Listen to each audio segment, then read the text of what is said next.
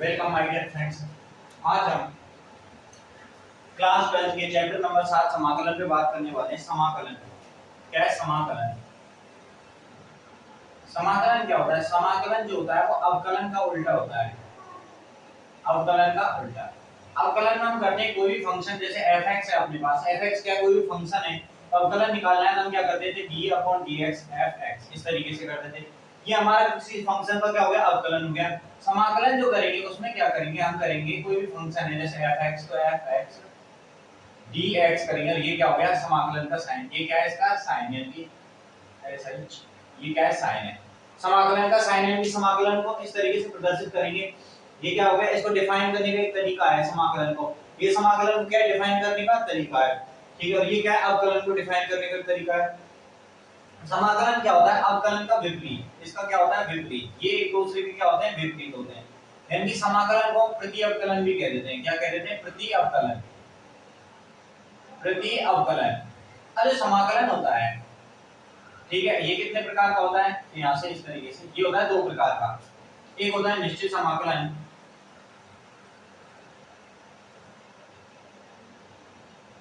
और एक होता है अनिश्चित समाकलन। क्या होता है? अनिश्चित समाकलन। एक होता है निश्चित समाकलन, एक होता है अनिश्चित समाकलन। निश्चित समाकलन यानी कि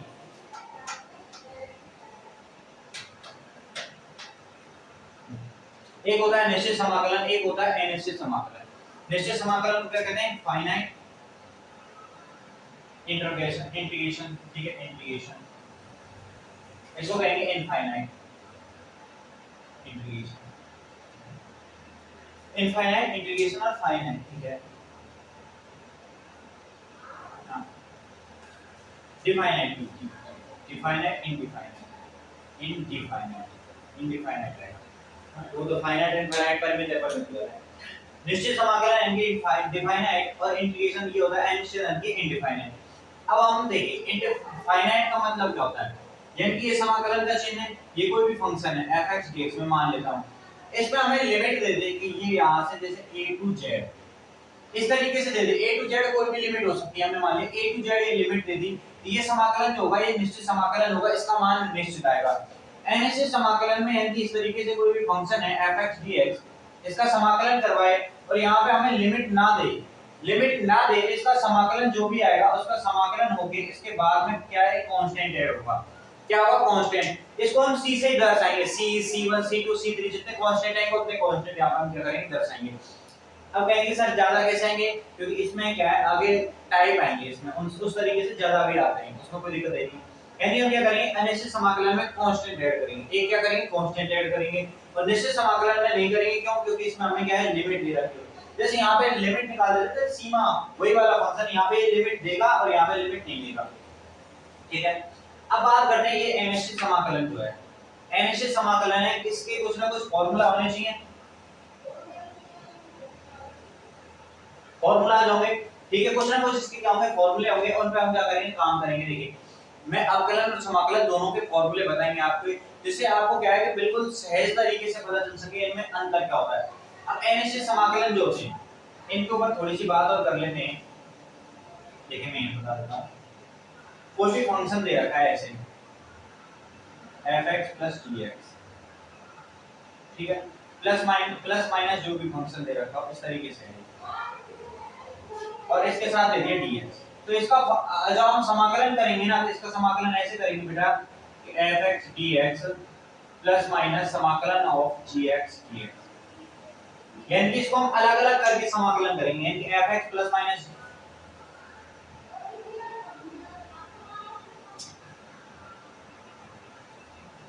ठीक है, इस तरीके से दे रखा है।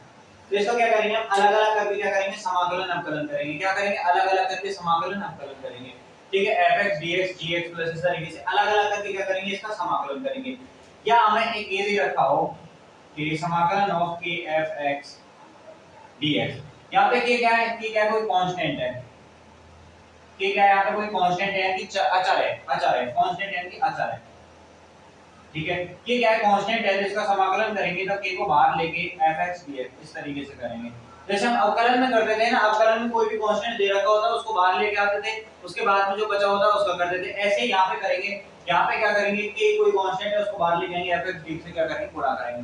ठीक है, ये रहा समाकलन के बारे में कुछ थोड़ा सा इंट्रोडक्शन। समाकलन क्या होता है? समाकलन जो होता है अवकलन का जस्ट अपोजिट रूप होता है। अवकलन में d/dfx कर देते हैं, यहाँ f dx इस तरीके से करेंगे। अवकलन इसको प्रति अवकलन भी कह देंगे और दर्शाने का चिन्ह ये हो गया इस समाकलन को दर्शाने का इस तरीके से। ये क्या है? समाकलन को दर्शाने का चिन्ह। अब समाकलन जो होते हैं वो दो प्रकार के होते हैं, एक निश्चित होता है, एक अनिश्चित समाकलन होता है। निश्चित समाकलन में क्या होता है? इस तरीके से क्या है, लिमिट दे रखी होगी। समाकलन का जो चिन्ह यहाँ पे लिमिट दे रखी होगी और इसको जो बोलेंगे z जो है ये बड़ा मान होगा, बड़ा मान और ये छोटा मान। बड़ा मान और छोटा मान हो भी सकता है, नहीं भी हो सकता। इसके बारे में मैंने क्यों लिखा है यहाँ पे बड़ा और छोटा? इसका मतलब इसलिए लिखा है आप इसे बड़ा मानेंगे और इसे छोटा मानेंगे, यानी कि हमेशा इसमें से इसे घटाएंगे, इसमें से, यानी कि इसको बड़ा मानेंगे। हो भी सकता है, नहीं भी हो सकता, हो भी सकता है, नहीं भी हो सकता, लेकिन हम इसको बड़ा मान के इसे हमेशा घटाएंगे, यानी कि इस वाले z में से a घटाएंगे, यानी कि z - a करेंगे, चाहे z का मान छोटा बड़ा कुछ भी हो। ये बड़ा मान किस लिए लिखा? ताकि आप ये याद रखो हमें ऊपर वाले में से नीचे वाले घटाना है। ठीक है, ऊपर वाले में से नीचे वाले को घटाना है, ऊपर वाले में से नीचे वाले को घटाना है। अब भाई अनिश्चित समाकलन में इसमें क्या होता है? लिमिट नहीं होती है यहाँ पे। ठीक है, और बाद में क्या होता है? कांस्टेंट ऐड होता है। क्या करते हैं? कांस्टेंट ऐड करते हैं। यहाँ पे इस तरीके से, ये जरूरी नहीं है कि अनिश्चित के लिए हो ये दोनों, नहीं, ये दोनों यहाँ पे जो होंगे डिफाइन होंगे, बस वो तो लिखने के लिए कि कोई भी दो फंक्शन है उनके बीच में प्लस या माइनस का साइन हो तो उनको हम इस तरीके से अलग-अलग समाकलन करते हैं। ठीक है, कोई कांस्टेंट दे रखा हो तो कांस्टेंट को बाहर लेंगे, उसके बाद फंक्शन को क्या करेंगे? हम समाकलन करेंगे। तो ये तो था समाकलन के बारे में थोड़ा सा इंट्रोडक्शन। अब समाकलन के आपको फॉर्मूलाज जो है वो मैं बताता हूँ आपको। तो ये सारे के सारे क्या है? आपके फॉर्मूलाज हैं, इनको आपको क्या एक बार ढंग से देखना है और नोट्स बनाने हैं। आगे आपके इसमें क्वेश्चन कराते हैं, तो देखिए सबसे पहले क्वेश्चन किस तरीके से आते हैं। आपने सारे फॉर्मूलाज देख लिए थे, उसके बाद जो अगला हम बात करेंगे वो बात करेंगे निरीक्षण विधि पे। किस पे बात करेंगे? निरीक्षण विधि पे। ठीक है, निरीक्षण विधि क्या होती है? निरीक्षण विधि में इस तरीके से होता है, जैसे हमें दे दिया ये d/dx कोई भी फलन f(x) है, इसका अवकलन यदि g(x) आ रहा है, ठीक है, यानी कोई भी फंक्शन है, किसी भी फंक्शन का अवकलन यदि g(x) आ रहा है, फंक्शन का अवकलन g(x) आ रहा है, फंक्शन दे रखा है, उस फंक्शन का क्या आ रहा है? अवकलन g(x) आ रहा है, अवकलन g(x) आ रहा है, तो ये g(x) जो है, g(x) का समाकलन, gx का समाकलन fx होगा, यानी कि अर्थात इस रूप से लिख सकते हैं, इसको हम कैसे लिख सकते हैं कि gx जो है इसका समाकलन करेंगे dx के साथ, तो जो फंक्शन आएगा वो fx आएगा हमारा। समझ लीजिए बात को, क्या कहना चाह रहा हूं, ये थोड़ा इंपॉर्टेंट है, वो देखिए। d/dx किसी फंक्शन का हमने क्या किया? अवकलन किया। अवकलन करने पे जो वैल्यू आई, अवकलन करने पे जो वैल्यू आई, उस वैल्यू का यदि हम समाकलन करते हैं, कोई भी फंक्शन है उसका अवकलन करने पे जो भी वैल्यू आती है उसका समाकलन करते हैं, उसका समाकलन करने पे हमारे पास क्या होगा? वही फंक्शन प्राप्त होगा जिसका अवकलन करते हैं वो वैल्यू आएगी। fx का अवकलन किया, gx आ गया अपने पास, क्या आ गया? gx आ गया। अब gx जो है, इस gx का हम समाकलन करेंगे तो वो fx होगा, इस gx का यदि समाकलन करेंगे तो वो fx आएगा, ये कहना चाह रहा हूं। यानी कि इस fx का अवकलन gx है और gx का समाकलन fx है। यहां से करेंगे इसको, ये प्रक्रिया कहलाएगी अवकलन, अवकलन, यानी कि इस fx का अवकलन gx है और gx का हम समाकलन करेंगे, gx का क्या करेंगे? हम समाकलन करेंगे तो वो fx आएगा। fx का अवकलन gx है और gx का समाकलन fx है, इस तरीके से घूमती है प्रक्रिया। यदि fx का अवकलन निकालना है gx आएगा, gx है इसका समाकलन निकालना है fx आएगा। तो ये तो था निरीक्षण विधि में, इससे आगे कुछ नहीं है। अब आगे हम डायरेक्ट आते हैं, वो आते हैं क्वेश्चंस पे। किस बात है? क्वेश्चन पे। ये निरीक्षण विधि है। चैप्टर 7.1 स्टार्ट होता है। चैप्टर 7.1 का पहला क्वेश्चन है। पहला क्वेश्चन क्या कह रहा है? फलन दे रखा है, हमें sin 2x के प्रति अवकलन निरीक्षण विधि द्वारा ज्ञात कीजिए। sin 2x के क्या ज्ञात करने हैं? प्रति अवकलज। प्रति अवकलज को क्या कहते हैं? समाकलन, समाकलन निरीक्षण विधि से। अब इंपॉर्टेंट जो है वो देखिए, इंपॉर्टेंट है निरीक्षण विधि। निरीक्षण विधि द्वारा ज्ञात करने हैं, क्या ज्ञात करने हैं? निरीक्षण विधि द्वारा। तो निरीक्षण विधि द्वारा sin 2x है, सबसे पहले हमारे पास sin 2x आ गया, sin 2x। अब sin 2x जो है वो ऐसी वैल्यू देखिए जिसका अवकलन करने पे आता है, तो sin 2x इसका अवकलन करेंगे, cos x का अवकलन करने पे sin x आएगा। तो हम क्या ज्ञात करने हैं, d/dx। मान लेते हैं cos 2x का क्या ज्ञात करते हैं, cos 2x का अवकलन करते हैं। cos 2x को क्या करते हैं, अवकलन करते हैं। cos 2x का अवकलन करेंगे तो कितना आएगा, cos x का माइनस sin x तो माइनस sin 2x, और 2x का कितना आएगा, 2 आएगा। यानी इसको मैं लिख सकता हूं -2 sin 2x, ये आएगा इसका।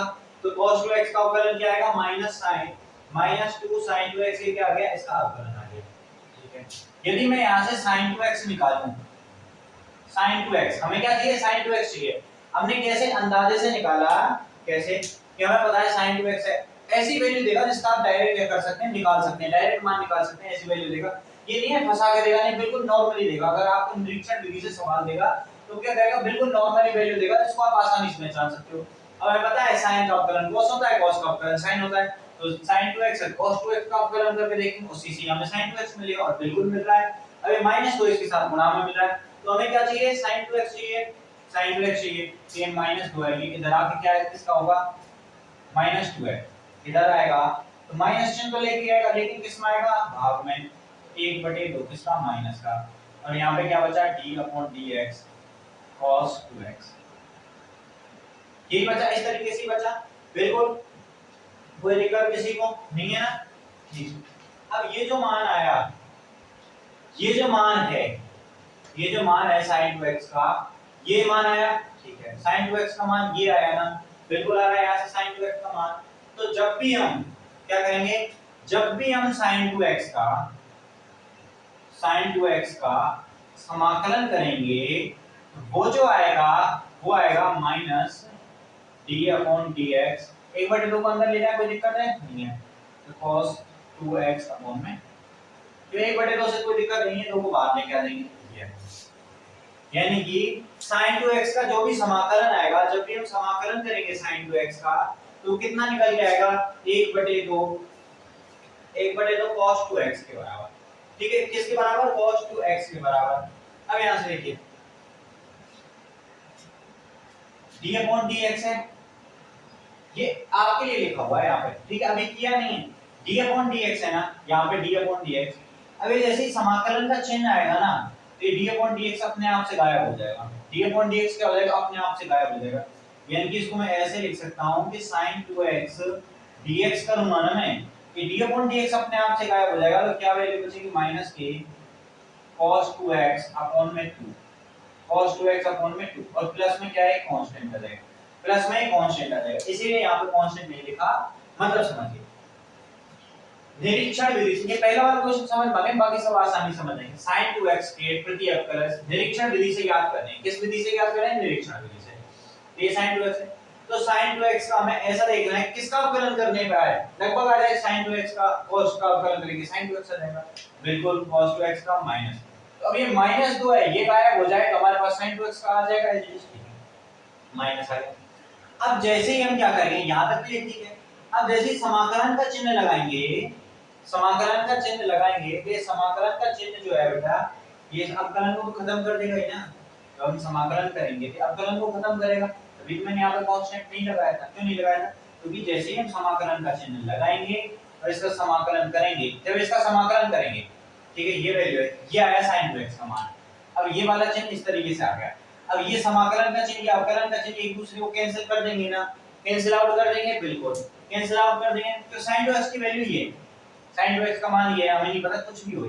जैसे हम समाकलन करेंगे तो ये समाकलन अवकलन को खत्म कर देगा, समाकलन अवकलन को खत्म कर देगा, ठीक है। मुझे बताइए 1/2 गुणा 2 करा, 2 से 2 कैंसिल कर देगा ना। ऐसे ही समाकलन और अवकलन के एक दूसरे के विपरीत हैं, एक दूसरे के विपरीत है तो एक दूसरे को काट देंगे, ठीक है। समाकलन से अवकलन कैंसिल, तो क्या है, माइनस की cos 2x अपॉन में 2 प्लस में c, प्लस c क्या है यहाँ पे, कांस्टेंट। तो ये क्या था, एक पहला वाला क्वेश्चन था, ठीक है। अब हमें cos 3x दे दिया, यहाँ पे फलन दे दिया cos 3x, cos 3x,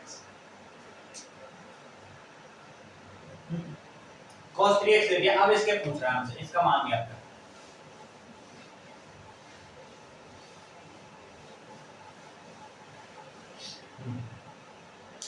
तो क्या करना है, क्या दे रखा है, cos 3x, तो cos 3x किसका अवकलन हो सकता है sin 3x का, यहाँ से हम करेंगे d अपॉन में dx, तो यहाँ पे लिखेंगे sin 3x। sin 3x का अवकलन क्या होता है cos 3x डॉट में 3, यहाँ से हमें cos 3x चाहिए तो cos 3x बराबर 1/3 d अपॉन में dx sin 3x, यही आएगा। ठीक है, तो 1/3 को अंदर ले जाएंगे तो इसको मैं लिख सकता हूँ ना d अपॉन में dx और ब्रैकेट में sin 3x अपॉन में 3, इस तरीके से लिख सकते हैं। ये आ गई cos 3x की वैल्यू, किसकी cos 3x की। अब हम क्या करते हैं समाकलन करते हैं, तो cos 3x का जब समाकलन करेंगे cos 3x dx, तो बताइए यहाँ पे समाकलन का चिन्ह आएगा और वो समाकलन का चिन्ह इस अवकलन को क्या कर देगा, खत्म कर देगा। अब देखिए यहाँ पे आपको समझ में आएगा कि क्या करना है कि जैसे हम समाकलन करेंगे तो समाकलन का चिन्ह अवकलन को खत्म कर देगा, तो क्या मान बचेगा, ये मान बचेगा sin 3x अपॉन में 3 और प्लस में कांस्टेंट। ये अवकलन हो गया, ये समाकलन हो गया। तो cos 3x का समाकलन इस तरीके से ये आएगा। ये क्या है, निरीक्षण विधि है। कौन सी विधि, निरीक्षण विधि। वैसे बाय चांस इसमें से क्वेश्चन आ जाता है, लेकिन आते नहीं है, बाय चांस आ गया तो आगे, नहीं तो आते नहीं है। ठीक है, ये तो था इसका। अब हमें कहे कि e की पावर 2x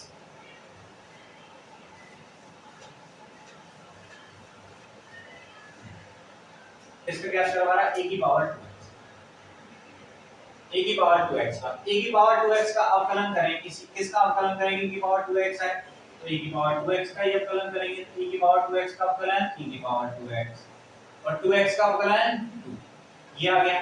अब हमें e की पावर 2x चाहिए तो कोई ना, e की पावर 2x बराबर में a 2 इधर जाएगा 1/2 d अपॉन में dx e की पावर 2x, दो को हम अंदर ले जाएंगे तो ये क्या हो जाएगा 1 यहाँ से d अपॉन dx बाहर हो गया और 1/2 इधर चला गया, तो e की पावर 2x बटे में 2 और ये e की पावर 2x के बराबर है नहीं है, क्यों, क्योंकि जब e की इसको बना दो को बाहर लेके आए, e की पावर 2x का अवकलन करेंगे क्या आएगा, 2 आएगा गुणा में 2 को काट के e की पावर 2x आ जाएगा।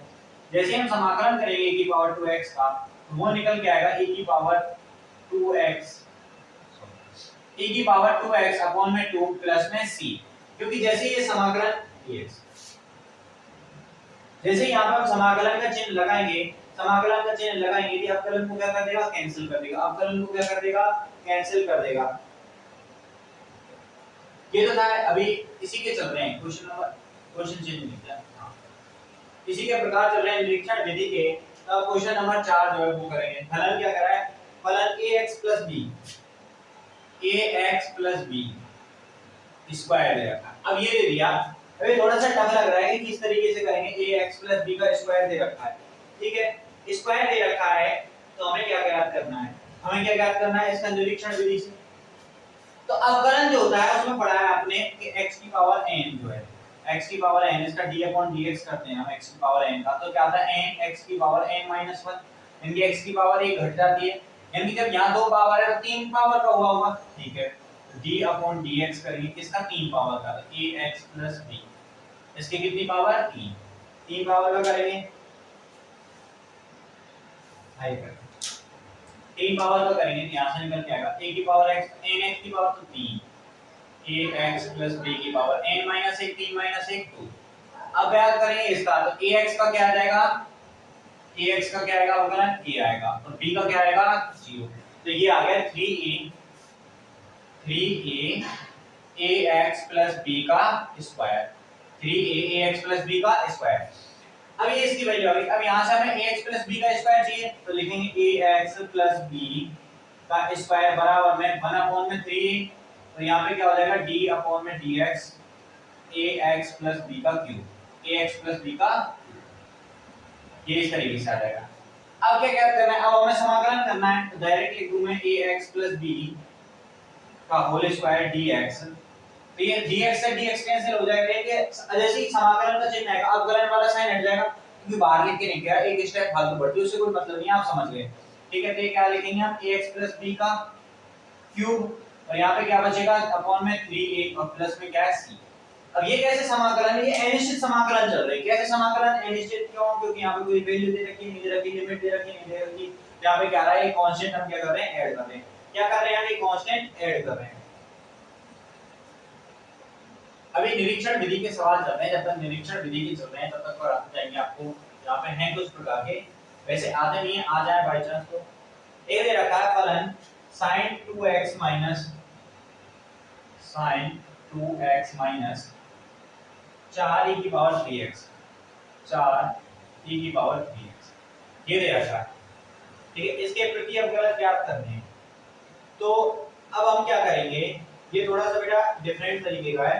तो इसमें क्या करना है, sin 2x माइनस 4e की पावर 3x है। तो सबसे पहले sin 2x को लीजिए। sin 2x इसका अवकलन होता है cos का, ठीक है, तो d/dx cos 2x। और ये हम करके भी आ चुके हैं। sin 2x का जो समाकलन का मान आया था वो मैं यहाँ से पहले क्वेश्चन से डायरेक्ट उठा के भी लिख सकता हूँ। डायरेक्ट लिखने कोई दिक्कत आएगी किसी को? आएगी क्या? नहीं आएगी, क्योंकि पहले क्वेश्चन में ये क्वेश्चन नंबर 5 है, ये क्वेश्चन नंबर 5 है। तो इसका जो मान है sin 2x का मान है वो क्वेश्चन नंबर में लिख देता हूँ यहाँ से, क्वेश्चन नंबर 1 से। क्वेश्चन नंबर 1 से इसका जो मान आएगा वो आएगा -1/2 cos 2x, -1/2 cos 2x और प्लस में c, तो इसको c1 नाम दे दिया। अब हमारे पास ये एक टर्म तो ये हो गई, माइनस साइन का, अब लिखना है 4e की पावर 3x, e की पावर 3x आना चाहिए, e की पावर 3x, तो किसका आएगा ये e की पावर 3x जो है, e की पावर 3x लेके आना है, e की पावर 3x तो d/dx करेंगे e की पावर 3x का, e की पावर 3x का क्या आएगा, e की पावर 3x और डॉट में 3, यहाँ से मैं e की पावर 3x जो है इसका लिख देता हूँ मैं 1/3 e की पावर 3x, ठीक है, प्लस में c। अब कैसे लिखा है देखिए, 3 का है, 3 का मैं इधर पक्षांतरण करूंगा, फिर अब यहाँ पे समाकलन लिख के डायरेक्ट समाकलन करके मैंने क्या कर दिया यहाँ से dx बना डायरेक्ट कर दिया। क्यों? क्योंकि मैं यहाँ पे समाकलन का चिन्ह लगा दिया, एक स्टेप बढ़ा था, फालतू से कोई मतलब नहीं था। तो इसका मान कितना आ रहा है, पहली वाले टर्म का आ रहा है -1/2 cos 2x, ठीक है, माइनस का साइन है, माइनस का साइन। इस वाले का कितना आ रहा है, इस वाले का आ रहा है 1 माइनस का साइन है और 4 का गुणा करना है, तो 4/3 e की पावर 3x प्लस यहाँ पे c1 c2 इसको मैंने c नाम दे दिया, एक कांस्टेंट। तो ये आया इसका निरीक्षण विधि से समाकलन। ये क्या आया इसका निरीक्षण विधि से समाकलन, -1/2 cos 2x। और टीचर जो है वो आपको कहते हैं इसका बड़ा चढ़ा के कहा है, तो इसमें कोई दिक्कत है करनी नहीं है। क्या sin 2x का हमने कर लिया cos 2x से, तो वो पहले वाला क्वेश्चन एज इट इज है, पहले वाला क्वेश्चन क्या है, एज इट इज, पहले वाले क्वेश्चन से ये मान रखिए। अब यहाँ पे 4 का गुणा कराना है कांस्टेंट को से, तो हमें कोई मतलब है नहीं, तो e की पावर 3x का अवकलन होता है 3x का अवकलन किया। अब यहाँ से हमें पता है कि 3-4 बार तो क्या चुके हैं, इसका इधर भाग करना है, फिर dx खत्म करना है, तो हमने डायरेक्ट कर दिया, 3 का इधर भाग दिया, इसका समाकलन किया, तो e की पावर 3x अपॉन में 3 आ गया और कांस्टेंट ऐड कर दिया। अब ये वैल्यू पहले इस sin 2x की है, ये वैल्यू e की पावर 3x की है और इसमें 4 का गुणा कराना है, 4 का गुणा करा दिया, माइनस साइन से जोड़ना है, माइनस साइन से जोड़ दिया। अब यहाँ पे एक कांस्टेंट c1 था, यहाँ पे कांस्टेंट c2 था और हमने क्या है कांस्टेंट c मान दिया। ठीक है, कांस्टेंट तो चाहे कितने भी आ जाए वेरिएबल के साथ, हमें क्या करना है कांस्टेंट आखिर में आके एक ही कांस्टेंट मानना है। ठीक है, तो ये था इसका 5वां क्वेश्चन। ठीक है, अब 6वां क्वेश्चन है वो यहाँ से, हाँ समाकलन यहाँ से स्टार्ट होने क्वेश्चन नंबर 6 से। ये तो निरीक्षण विधि का था इसलिए आपको करने थे। ठीक है, निरीक्षण विधि में हमें पता लगाना होता है कि अवकलन किसके, तो यही आएंगे, इनमें से आ जाएगा। ठीक है, या तो cos x का आएगा या sin x का आएगा, e की पावर x का आ जाएगा। तो e की पावर x मुश्किल से आएगा, नहीं आता है। तो क्वेश्चन नंबर 6 पे हम बात करते हैं। क्वेश्चन नंबर 6 क्या कह रहा है, समाकलन ज्ञात करना है 4e की पावर 3x 4e की पावर 3x प्लस 1 dx, और ये चिन्ह दे देता हमें पता चल गया ये क्या है, किसका साइन है, समाकलन का। किसका चिन्ह है ये बेटा, समाकलन का। यानी कि अब हमें इसका समाकलन करना है, तो क्या क्या करेंगे, हमें पता है कि जब जोड़ है घटा वो अलग अलग करते हैं, तो कैसे करेंगे 4e की पावर 3x, ठीक है, इसका समाकलन और dx के साथ प्लस 1 डॉट dx, ऐसे करेंगे।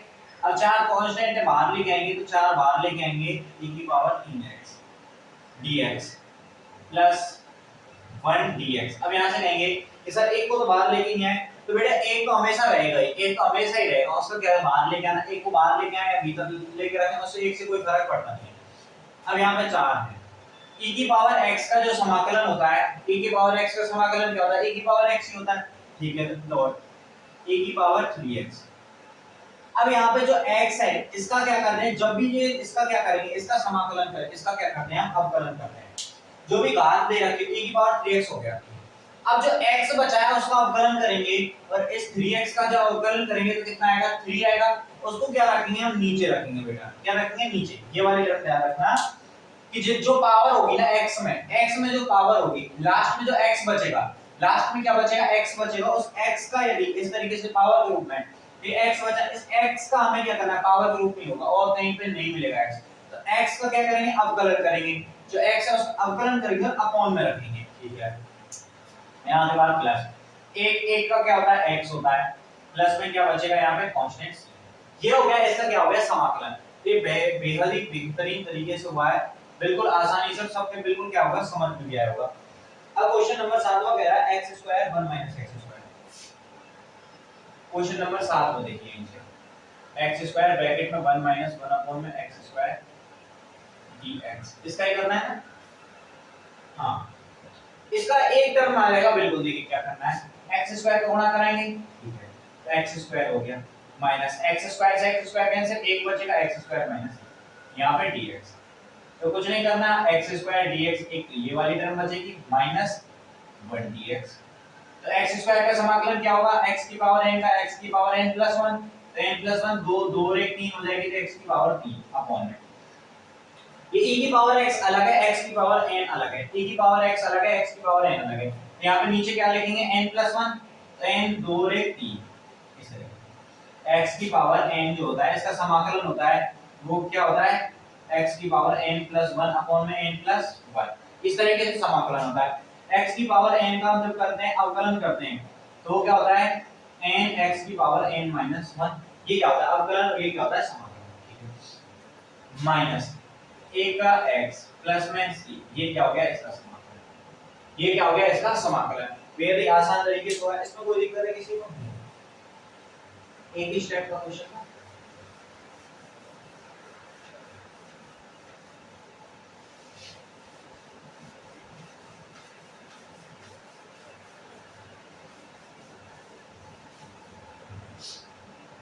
अगला क्वेश्चन नंबर 8,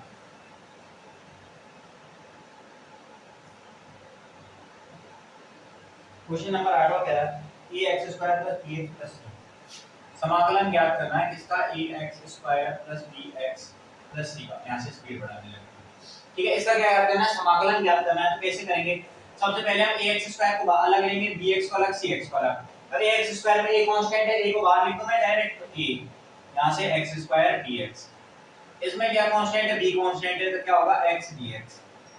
और इसमें क्या है, c कांस्टेंट है, c को बाहर छोड़ेंगे तो 1 dx, ये करना है बस। a x की पावर n का x की पावर n प्लस 1, तो x की power n plus 1 2 plus 1 3 upon में 2 और 1 3, ठीक है, प्लस b x की पावर 1 है तो x की पावर n प्लस 1 होगा, n प्लस 1 कितना हो जाएगा, 1 और 1 2 हो जाएगी, तो x की पावर 2 अपॉन में 2 प्लस c, और इसके साथ क्या आ जाएगा x, और यहां पे ये c जो है ये क्या है, कांस्टेंट है। इसी को थोड़ा पढ़ा दीजिए, ये क्या है, कांस्टेंट है, ये क्या है, कांस्टेंट है। तो ये आया इसका ax क्यूब अपॉन में bx square plus 2cx plus c। ये क्वेश्चन नंबर 8वें का जो था समाकलन था। तो क्वेश्चन नंबर 9 का है,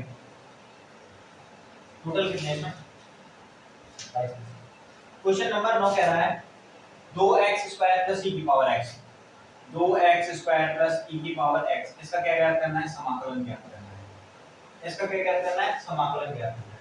तो 2x स्क्वायर है, 2 बाहर आ जाएगा, 2 बार, तो x स्क्वायर का हो जाएगा x स्क्वायर dx प्लस यहां से e की पावर x का होगा, e की पावर x dx, क्या हो जाएगा, समाकलन 2 x स्क्वायर का क्या होगा, x क्यूब n प्लस 1, तो 2 प्लस 1 3 अपॉन में n plus 1 2 plus 1 3 plus e की पावर x का, e की पावर x ही रहता है, और x का यदि अवकलन करेंगे तो 1 आएगा, और अपॉन में 1 लिखने से कोई मतलब है नहीं है। यहां पे हमने x का किया है, ध्यान रखना, x का क्या किया, अवकलन किया, वो 1 आएगा, 1 नीचे रखने से कोई फर्क पड़ता नहीं है, और यहां पे प्लस में c कांस्टेंट आ गया। ये रहा क्वेश्चन नंबर 9। क्वेश्चन नंबर 10 को देखिए, क्वेश्चन 10 कह रहा है under root x minus 1 upon में अंडर रूट x, इसका स्क्वायर दे रखा है, इसका अवकलन क्या है, समाकलन करना है। तो सबसे पहले इसको सॉल्व करेंगे, a माइनस b का होल स्क्वायर क्या होता है, a स्क्वायर यानी कि x, a square plus B square यानी प्लस 1 अपॉन में x माइनस 2ab, तो माइनस 2ab करेंगे, ab एक दूसरे कैंसिल करेंगे 2 ये आ गया। इसका क्या याद करना है समाकलन। अब यहां से करेंगे x dx plus 1 upon x dx minus 2 बार और यहाँ पे 1 आ गया। क्या करना है x का फिर 1 अपॉन x का रेस्ट। अब x का तो आपने कर ही लिया, x का समाकलन करने में आपको कोई दिक्कत होगी नहीं, 1 अपॉन x का भी करने में कोई दिक्कत होगी नहीं, ठीक है। एंड करके बता देता हूं इसको इस टर्म में। x का क्या होगा x स्क्वायर अपॉन में 2, x स्क्वायर अपॉन में 2, ठीक है, plus 1 upon x log x का अवकलन क्या होता है 1 अपॉन x, और 1 अपॉन x का समाकलन क्या आएगा log x। 1 अपॉन x का समाकलन क्या आएगा log x माइनस 2 और यहाँ पे कितना आएगा x 2x प्लस में c। ये तो आ गया इसका समाकलन। क्या आया x स्क्वायर, x का क्या आ जाएगा x का आएगा x square upon 2, 1 upon x का log x माइनस 2 अब 1 dx का x हो जाएगा और प्लस में c क्या है कांस्टेंट हो गया। ये कौन सा था 10वां क्वेश्चन। अब करते हैं 11वां क्वेश्चन। 11वां कह रहा है x cube plus 5x square minus 4, x cube plus 5x square minus के 4 अपॉन में x स्क्वायर ये दे रखा है, ये क्या हाँ बिल्कुल। अब क्या करना है इसमें कुछ नहीं, x स्क्वायर का क्या करते हैं हम भाग देंगे, तो x स्क्वायर का भाग देंगे तो ये देखिए ये क्या आएगा x स्क्वायर का x क्यूब में देंगे यहाँ से x बचा, ठीक है, प्लस x स्क्वायर का 5x स्क्वायर में देंगे यहाँ से कितना बचा 5 बचा, क्योंकि प्लस का चिन्ह हम अलग-अलग भाग देके लिख सकते हैं, ठीक है। यहाँ पे बचेगा माइनस के 4 अपॉन में x स्क्वायर और इसको लिख देंगे हम dx। बस इतना ही करना था, अब कुछ नहीं है, x dx का करना है x dx प्लस 5 बार हो जाएगा 1 dx माइनस के 4 बार हो जाएगा 1 अपॉन में x स्क्वायर dx। अब x का तो x स्क्वायर अपॉन में 2 आ ही जाएगा, ठीक है, 5 का इनटू में x आ जाएगा माइनस के 4। अब 1 अपॉन x स्क्वायर जो दे रखा है 1 अपॉन x स्क्वायर दे रखा है, इसमें अवकलन में देखिए जब अवकलन कर देते d अपॉन में dx 1 अपॉन x स्क्वायर का इस तरीके से करते थे, अवकलन करते थे, तो इसको हम ऐसे नहीं लिख देते थे क्या d अपॉन dx x की पावर -2 तब करते थे। यहाँ पे कौन सी दिक्कत है, यहाँ पे भी से ऐसे ही करेंगे, x की पावर -2 x की पावर -2 dx, ठीक है, माइनस के 4 उससे पहले सेम x की पावर n का क्या होता है x की पावर n प्लस 1 अपॉन में n प्लस 1, n का मान कितना x की पावर ये हो जाएगा x की पावर -2 प्लस 1 अपॉन में -2 प्लस 1 ये आएगा और प्लस में c, ये हो गया इसका अवकलन, ये हो गया इसका समाकलन। क्या हो गया समाकलन, x की पावर n के रूप से कर दिया तो x की पावर n क्या होता है x की पावर n अब x की पावर n प्लस 1 अपॉन में n प्लस 1 और यहाँ पे x स्क्वायर अपॉन में 2 प्लस 5x पहले सीखा और माइनस में 4 ये साथ गुणा माइनस के 4। अब x स्क्वायर अपॉन में 2 प्लस 5x और प्लस c है ये, ठीक है। अब यहाँ पे देखिए x की पावर -2 प्लस 1 x की पावर -1 आएगी तो इसको मैं 1 अपॉन x लिख दूं, ठीक है। अब यहाँ पे -1 आएगा, चिन्ह -1 आएगा और -4 से गुणा करेगा तो प्लस का हो जाएगा, ये प्लस का 4 लिख दूं, ठीक है, और यहाँ पे क्या बचेगा प्लस का c। तो ये आया क्वेश्चन नंबर 11वें का। क्वेश्चन नंबर 11वें का समाकलन ये आएगा। तो आज के लिए इतना ही रखते हैं। आज क्या होगा हमने क्या समाकलन के बारे में बेसिक जानकारी ली, समाकलन के सारे सूत्र पढ़े, उन सूत्रों को आपको क्या नोट करना है, सूत्र जो भी हैं याद करने हैं साथ के साथ। निरीक्षण विधि से सवाल आते नहीं है, आज आप कर लेना, 5-6 क्वेश्चन थे निरीक्षण विधि से, कितने थे 5 थे या 6 थे, हां 5 क्वेश्चन थे निरीक्षण विधि के, तो वो 5 क्वेश्चन करने वो ढंग से करने तरीके से। उसके बाद क्या करना है, ये समाकलन के बेसिक फॉर्मूले पे हैं। अभी तक तो x की पावर n का यूज हुआ है और e की पावर x का हुआ है, बस दो यूज हुए हैं, बाकी कल से आगे और बढ़िया तरीके से होंगे, ठीक है। इतना देख के ये कंप्लीट करिए, जो अभी तक करा है उसको क्या करना है बढ़िया तरीके से कंप्लीट करिए, ठीक।